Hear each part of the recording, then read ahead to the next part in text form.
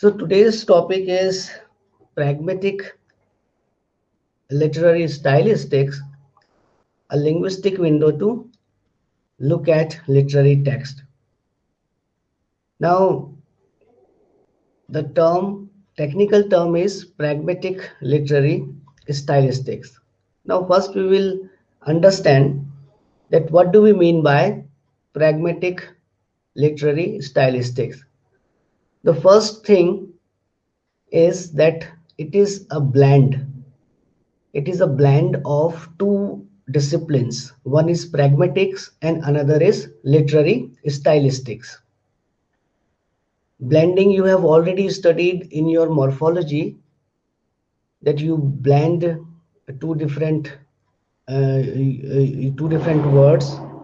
For example, brunch is an example of blending where you have breakfast and lunch, it becomes brunch. So a similar technique or similar morphological device uh, we can employ when we blend two disciplines. So one is pragmatics, and pragmatics is an aspect of the study of language in use. Literary stylistics is the study how close attention to language use can contribute to accounts of how texts are understood and evaluated. Two things are there: language use. So in literature, language is also used when we communicate with each other, then language is also used. So pragmatics is basically a discipline that deals with any use of language. But here we are more focused. We are focused specifically on literary use of language.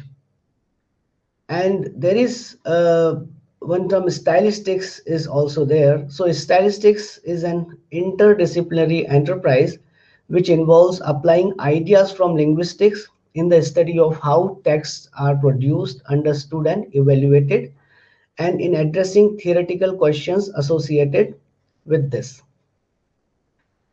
Now the point is that we have so many things, but our goal is one, that we are more focused on the language, because without language there is no literature. And when we write something literary, then we know that each word, uh, the selection of each word is very important, that how we select a particular word, why we have select a particular word. If these questions are not coming into our mind, then we cannot analyze a literary text. So we we will study the language used by some author, some writer. We also use language, and we know that in a text when we read, that is not our language, that is not the language that we use. That language is somewhat different, the choice of words are somewhat different, the words, they are structured in a manner, they are also different. So with this we will study, and two things are important here. One is this pragmatic. So this pragmatic is also working as an adjective, and literary is also working as an adjective before stylistic. So it's like pragmatic, literary, stylistic. So this is how we will look at. Now there are certain sentences here, and you can see, and you will also understand that what do they mean. But in these sentences, in these utterances, you will find all three: syntax, semantics, and pragmatics. And I will tell you how. Now, you will agree that the way we use language uh, and the way we use language it has one quality, and that quality is known as conversational implicature. That is the what is meant, but not what is said. So when we say something, but we mean another, but we mean it another in another way. So there is one sentence like, I can hear you. Now, a very fine sentence and perfectly structured, we use in our day-to-day conversation when we are talking to someone face to face, or when we are on mobile. We use such type of constructions. I can hear you. So this is, the syntax is okay. There is no problem in the syntax. Semantics is also okay. But when it comes to pragmatics, then what is said is not what is meant, because I can hear you means I can hear your voice, but we are not using the word voice, but we understand that what is the meaning. I can hear you, but the actual meaning is I can hear your voice. Similarly, we have another sentence, John hit Mary. Now we know and we understand that what does it mean. But when you go to pragmatics, then the meaning is some part of John hit some part of Mary. It is not the whole of John hit the whole of Mary. So again, you can see that in very simple sentence, how language plays an important and crucial role. Because in these day-to-day sentences, what we said is not what we actually meant. She is the pillar of the community. Now there is a metaphorical use. A person is compared to a building, an architectural structure, pillar. But we know that here, what is the meaning of the pillar? So we are talking about the strength, like she is the strength of the community, and we are using this word pillar as a metaphor. So again, what is meant but not actually said. Next example is, speech is silver but silence is golden. Again, silver and gold, we know that they are metal, and there is a comparison, speech is silver but silence is golden. Again, there is a metaphorical use of language. So in these four examples, we can say there is no problem in the syntax. There is also not any problem in semantics, but this pragmatic comes into play. And when I categorically said that I can hear you means I can hear your voice, then you will realize, okay, this word is missing here. When I said that some part of John hit some part of Mary, then you actually realize, yes, this is uh, actually the meaning of this. So, but all these sentences, when they are used in some appropriate context, then they are passing cooperative principle. Now, what is this cooperative principle? Cooperative principle says that make your contribution appropriate to the conversation. So when you are talking, there is no need to say I can hear your voice, because it's understood when you say I can hear you. That means you are talking about voice. And there is no need to say that some part of John hit some part of Mary. But you can say John hit Mary and the meaning is clear. So all these sentences or utterances, they qualify cooperative principles, but they also falls under this conversational implicature, that what is meant but not actually said. Now there is one saying by D.H. Lawrence, and what D.H. Lawrence said, that never trust the artist, trust the tale. Now we can also associate this saying, never trust the artist, trust the tale. So we can say that never trust the words trust the meaning. So certain words are missing here. So if we go by words, then obviously meaning is not clear. But in order to understand these utterances or sentences, we are using extra linguistic ability that we all have. And what is that extra linguistic ability? That that even something is not said, but it is meant.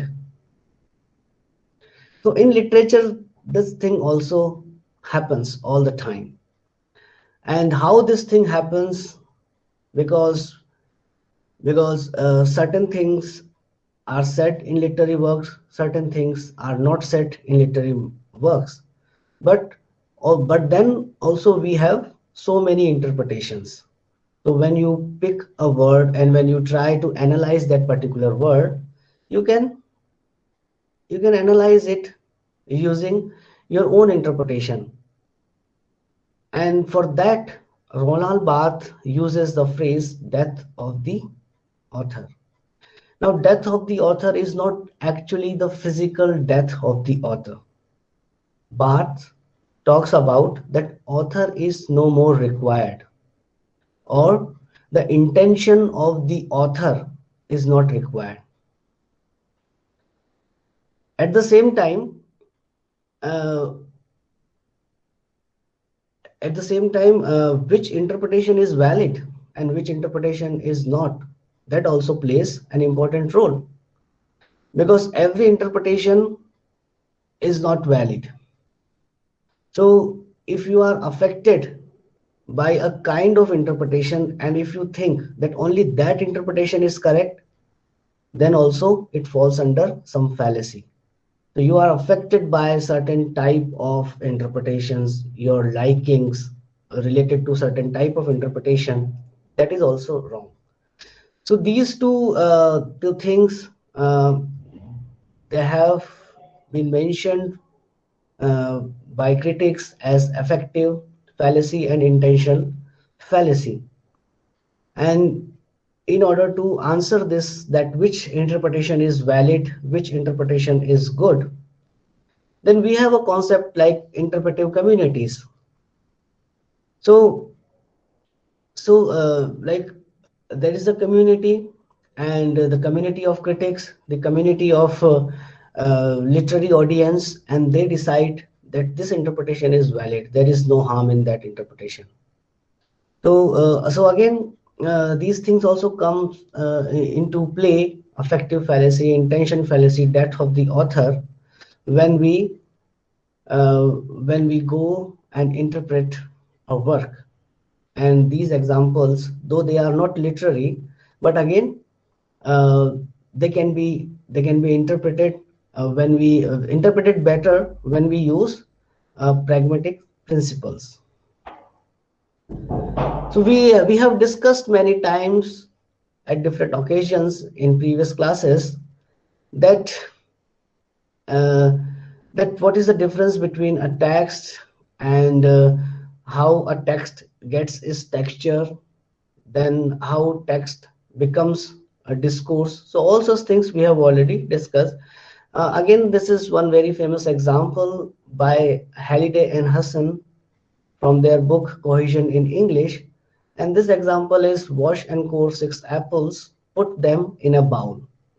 We know that anaphor them gets its meaning from the antecedent 6 apples, and these two sentences, they are the example of a subjectless, and they are imperative in nature. So we are not saying you wash and core 6 apples, you put them in a bowl, but this you is understood that you are giving instruction or you are giving a command, then this thing is fine. So linguistically speaking, a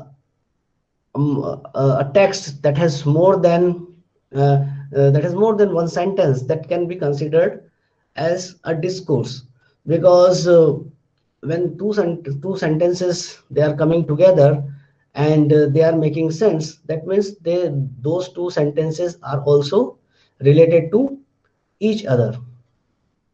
Generally, syntax stops at sentence level, and beyond sentence you have this pragmatics. So when you have, though you can apply principles, pragmatic principles at sentence level as well, but generally when we try to uh,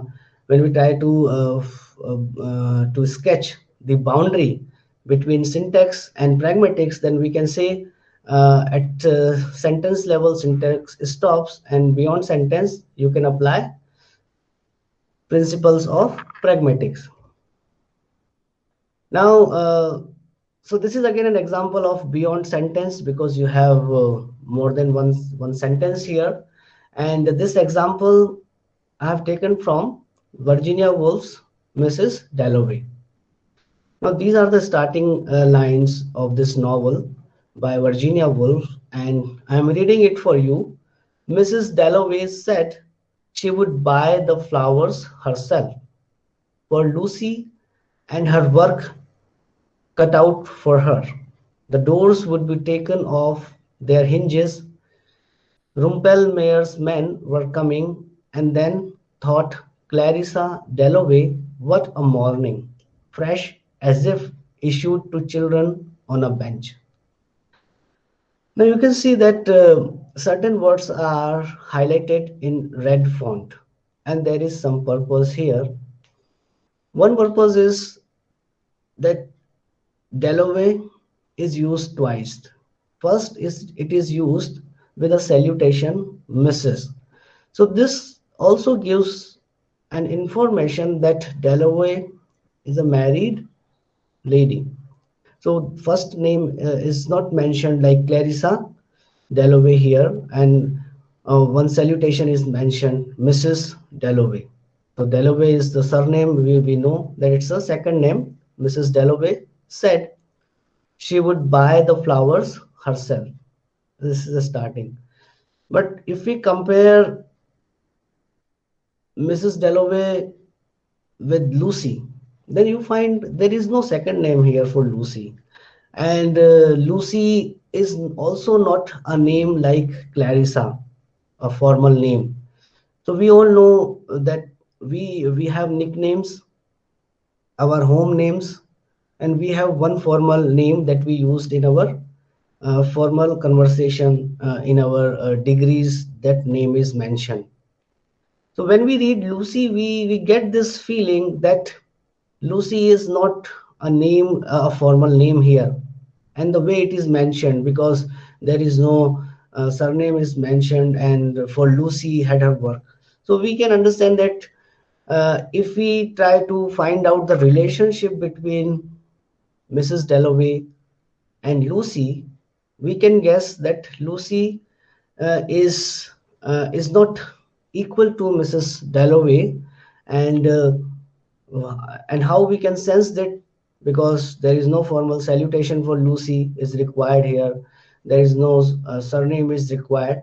So here we consider like a subordinate to Mrs. Dalloway is Lucy. Now, and how we can guess this, because we are focusing very carefully on the words that are used. At the same time, we can think of Lucy might be a maid of Mrs. Dalloway, and that type of expression is this. Though we are reading only these two sentences, but this much information we can guess very easily. And how is it possible? Because writer is not saying that Lucy the maid or Lucy the helper, but because of the use of language, and we are studying the use of language, we can. Now, if we look at the first sentence, Mrs. Dalloway said she would buy the flowers herself. Now, there are two pronouns here. She is pronoun, and you have this reflexive, herself. And if we try to find out, herself refers to she, and she refers to Mrs. Dalloway. Now, if you have a maid, but still you take a decision, and what is that decision? That I will buy the flowers myself. So why do you take this decision? You will not take a decision that I will dust the home myself. You are not taking this decision. You are not taking that decision that I will wash the dishes myself. You are not taking that decision. But you are taking the decision that I will buy the flowers myself. So now if we compare the amount of work, because all three things that I mentioned, they fall under some category of work. So when we do some work, then those works, they have also some hierarchy in society. So buying a flower is something more, something related to aesthetics, something related to beauty, something related to only a person who has a sense of aesthetics, beauty, that person can buy flowers. So again, it's not like you have to wash clothes. So like you need to apply the washing powder, or you need to apply the washing bar, and then you need to put them in the water for some time. So that's not the case here. So here again, Mrs. Dalloway said she would buy the flowers for herself. Now there are two meanings here. One meaning is like Mrs. Dalloway considers that Lucy cannot buy good flowers because there is a party is going to be organized. So Lucy cannot buy good flowers, or Lucy's taste for flowers is not as good as Mrs. Dalloway. So this will be one choice, one meaning. Another meaning is like Mrs. Dalloway wants to give some relief to Lucy. But that second meaning, to give Lucy some relief, is not the case, because Mrs. Dalloway said she would buy the flowers for herself. And if you read this sentence, then this sentence is somewhat authoritative, that okay, I'll do that. Why you will do that? So that meaning is there. So again, this pragmatic principles and the knowledge of pragmatics comes into being, and it gives us many meaning. It tells us what type of relationship is there between these two characters, Mrs. Dalloway and Lucy. Now let's move to the second sentence. For Lucy had her work cut out for her. Now here two her are there. Two hers are used. For Lucy had her work cut out for her. Now if we try to analyze that which her gets its meaning from Lucy, and which her gets its meaning from Mrs. Dalloway. But you need to remember one thing, that cut out for means naturally suited for. This is one phrase. Cut out for is a phrasal verb, and we used all these three words together, and the meaning is naturally suited for. And when we read like this, for Lucy had her work naturally suited for her. Now we try to find out like which her is Lucy and which her is Mrs. Dalloway. So there is a possibility that for Lucy had her work. Now here had her work is like for Lucy's work. For Lucy had her work naturally suited for her. Now which thing is naturally suited for her? Like naturally suited for her. If we talk about the flowers, like Mrs. Dalloway's decision that she would buy the flowers for herself, that naturally suited for Mrs. Dalloway. Or for Lucy had her work naturally suited for her. The meaning is that this her is also for Lucy, that Lucy will do the work that is naturally suited for her. And what type of work we give to a maid? We give her to the work like dusting, washing utensils, preparing, cooking food. Fine. So these type of thing is there. So again, there is a there is some ambiguity here, like but if we consider the sentence boundary, and if this is one sentence, then we can say that both these hers, they represent, they are for Lucy. So I stop here, and we will continue with this in the next class. And if you have any doubt or any questions related to what we have discussed today,